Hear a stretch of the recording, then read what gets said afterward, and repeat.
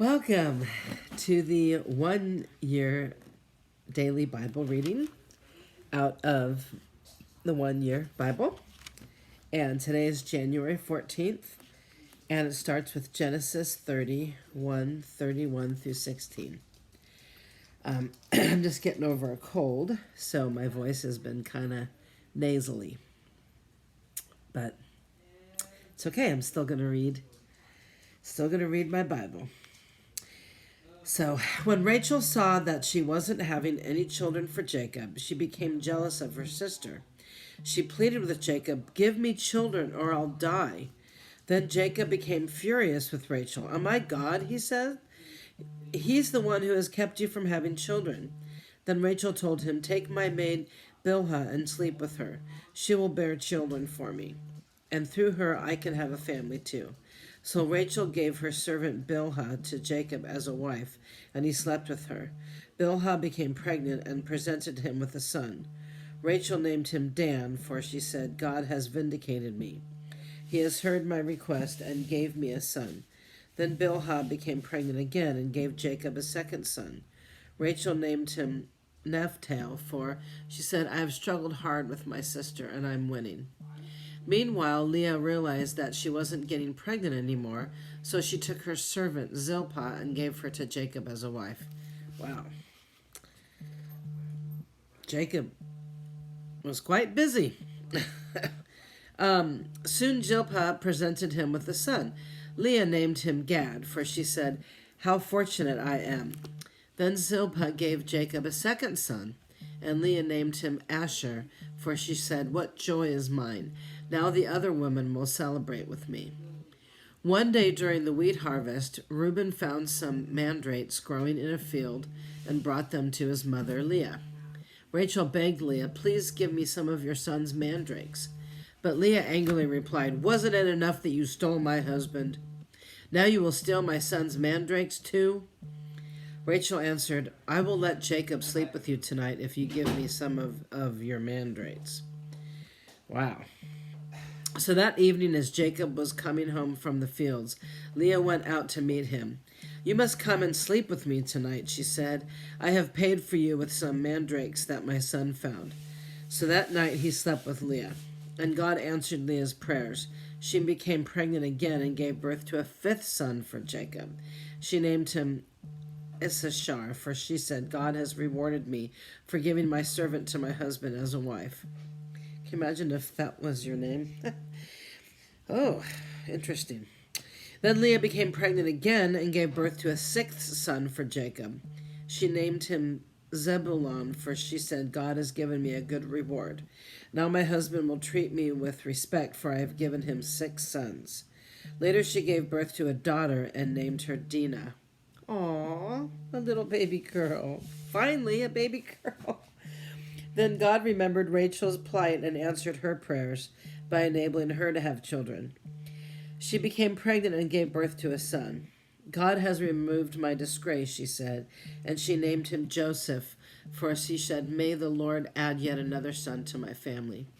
Soon after Rachel had given birth to Joseph, Jacob said to Laban, "Please release me so I can go home to my own country. Let me take my wives and children, for I have earned them by serving you, and let me be on my way. You certainly know how hard I have worked for you." "Please listen to me," Laban replied. "I have become wealthy for the Lord has blessed me because of you. Tell me how much I owe you. Whatever it is, I will pay it." Jacob replied, "You know how hard I've worked for you, and how your flocks and herds have grown under my care. You had little indeed before I came, but your wealth has increased enormously. The Lord has blessed you through everything I've done. But now what about me? When can I start providing for my own family?" "What wages do you want?" Laban asked again. Jacob replied, "Don't give me anything. Just do this one thing, and I'll continue to tend and watch over your flocks. Let me inspect your flocks today and remove all the sheep and goats that are speckled or spotted, along with the black sheep. Give these to me as my wages. In the future, when you check on the animals you have given me as my wages, you'll see that I have been honest.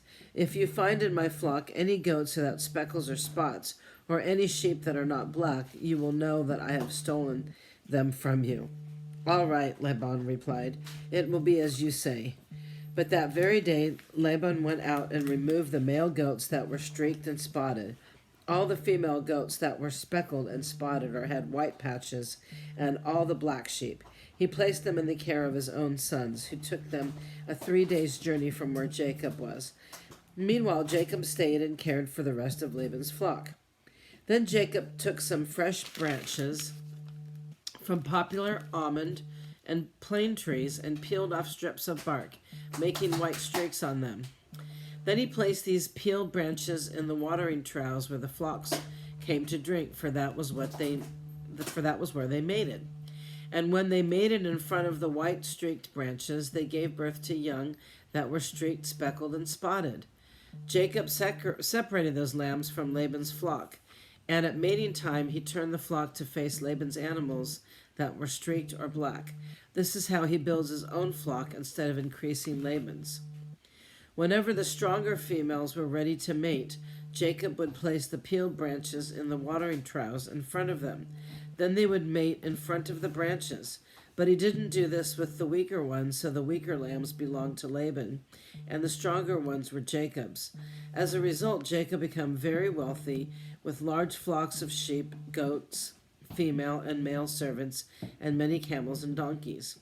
But soon Jacob learned that Laban's sons were grumbling about him. "Jacob has robbed our father of everything," they said.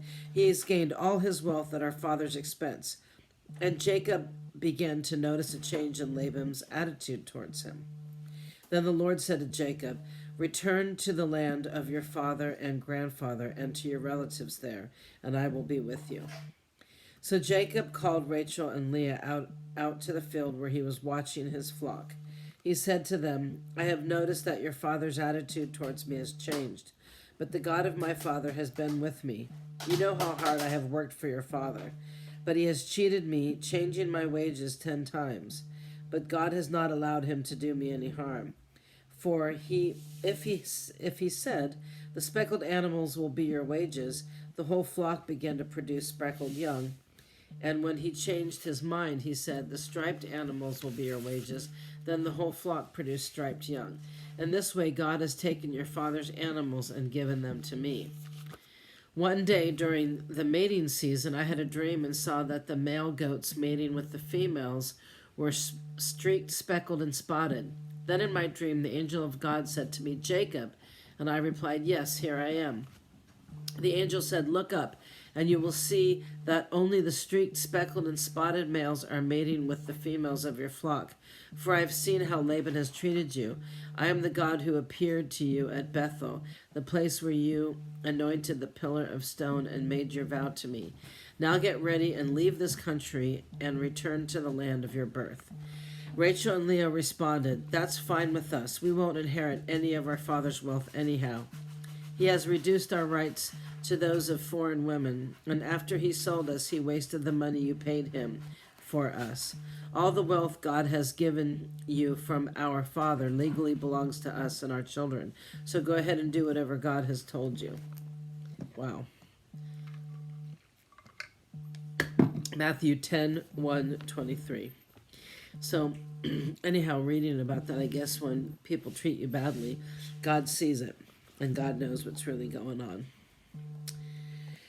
So, Matthew 10:1-23. Jesus called his 12 disciples together and gave him authority to cast out evil spirits and to heal every kind of disease and illness. Here are the names of the 12 apostles. First Simon, also called Peter, then Andrew, Peter's brother, James, son of Zebedee, John, James' brother, Philip, Bartholomew, Thomas, Matthew, the tax collector, James, son of Alphaeus, Thaddeus, Simon the Zealot, Judas Iscariot, who later betrayed him. Jesus sent out the 12 apostles with these instructions. Don't go to the Gentiles or the Samaritans, but only to the people of Israel, God's lost sheep. Go and announce to them that the kingdom of heaven is near. Heal the sick, raise the dead, cure those with leprosy, and cast out demons. Give as freely as you have received. This is interesting. Jesus said, don't go to the Gentiles or the Samaritans, but only the people of Israel, God's lost sheep. That's really interesting. He wants us to go, to Israel first. I'm in the middle of studying that right now. It's pretty interesting. Passage 9. Don't take any money in your money belts, no gold, silver, or even copper coins. Don't carry a traveler's bag with a change of clothes and sandals or even a walking stick. Don't hesitate to accept hospitality because those who work deserve to be fed. Whenever you enter a city or village, search for a worthy person and stay in his home until you leave town. When you enter the home, give it your blessing. If it turns out to be a worthy home, let your blessing stand. If it is not, take back the blessing. If any household or town refuses to welcome you or listen to your message, shake its dust from your feet as you leave. I tell you the truth, the wicked cities of Sodom and Gomorrah will be better off than such a town on that judgment day. Look, I am sending you out as sheep among wolves, so be as shrewd as snakes and harmless as doves. But beware, for you will be handed over to the courts and will be flogged with whips in the synagogues. You will stand trial before governors and kings because you are my followers. But this will be your opportunity to tell the rulers and other unbelievers about me. When you are arrested, don't worry about how to respond or what to say. God will give you the right words at the right time. For it is not you who will be speaking. It will be the Spirit of your Father speaking through you, the Holy Spirit. A brother will betray his brother to death. A father will betray his own child. And children will rebel against their parents and cause them to be killed. And all nations will hate you because you are my followers. But everyone who endures to the end will be saved. When you are persecuted in one town, flee to the next. I tell you the truth, that the Son of Man will return before you have reached all towns of Israel. Psalm 12, 1-8. Help, O Lord, for the godly are fast disappearing. The faithful have vanished from the earth. Neighbors lie to each other, speaking with flattering lips and deceitful hearts. May the Lord cut off their flattering lips and silence their boastful tongues.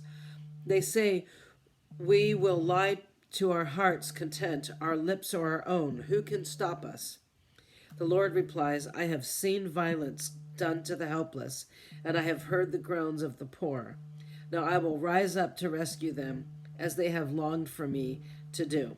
The Lord's promises are pure, like silver refined in a furnace, purified 7 times over. Therefore, Lord, we know you